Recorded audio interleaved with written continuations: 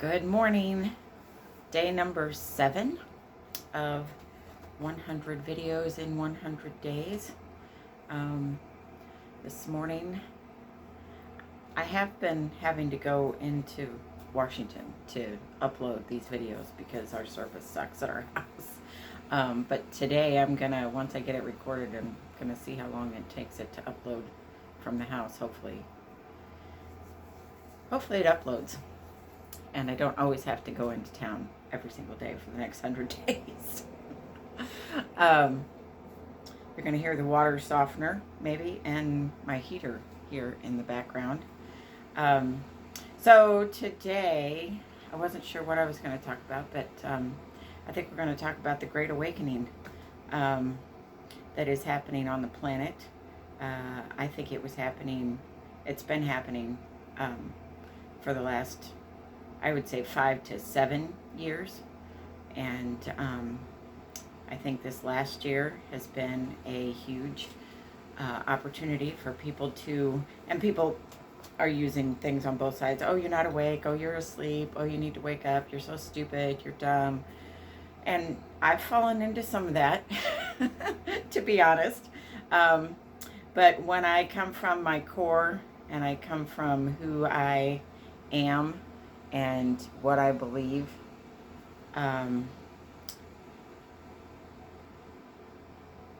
we have a choice. I think we always have a choice. We can go this way or that way, or sit still and not move. And so I did a video at the beginning of the whole pandemic thing after my accident in November, that the world has been telling us, and this is a world pandemic. This wasn't something that just happened in the middle of Indiana someplace in some small space. This has been an entire world event. And so what that tells me energetically is that the universe as a collective, God, Buddha, Great Spirit, however your spirituality is manifested in your life, is no longer nicely knocking on the door. It blew the door open and maybe blew the entire house down, depending on your experience and what it's been in the last year. And it's telling us, my opinion, it's telling us you need to slow down. You need to slow down. You need to connect with the people that are in your, quote, tribe, in your clan, in your family. We have been given in this whole shutdown an opportunity to really look at the relationships that we have with our spouses, with our significant others, with our children, with grandparents, depending on who's living in your house, with your animals even. If you have no people and you're single and you live alone, and maybe you have animals, maybe you don't. If you don't have animals, then you are in it by yourself, and there are lessons for you to be learning about who you are. Even if we have people in our house, it's a big, the universe is saying, okay, I've given you plenty of warning. I think the universe has been giving us plenty of warnings for the last 5 to 7 years to say, you need to switch this, you need to de-stress, you need to learn how to meditate. And meditation is you can meditate doing the dishes. My sister, before she left this planet, would always do a walking meditation. And so don't get hung up in, you have to sit there quietly and assume the position. And go, okay, no, meditation can be a whole lot of different things. So you get to be creative in your life and decide what that's going to look like for you. So I think we are in a time where we have the opportunity to, quote, wake up. And that means sit down, I think, and be still and really figure out who you are, what you want, what your focus is going to be moving forward. Jordan Peterson talks about you have to have an aim. What are you aiming at? What are you aiming at in your life today? What do you want? Who are you? I know those are big questions. Take time to think about those today. Um, we have an opportunity.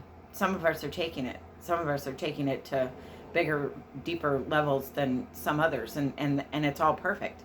And just to address the whole presidential thing, whoever, I know this in my core, that whoever is the president, however this all works out, it's all working out in perfect order. I think if President Trump would have won by a landslide, then none of the voting operations that we have in place in this country that are not working, that are obviously not working, and it doesn't matter who you're supporting. The way we vote in this country is not consistent and congruent and is not working.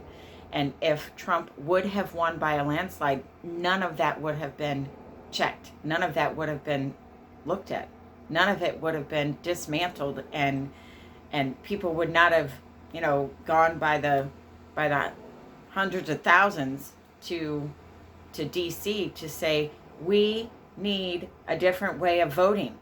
And a lot of people are in the same boat. If Trump doesn't get reelected, okay, then we have Biden.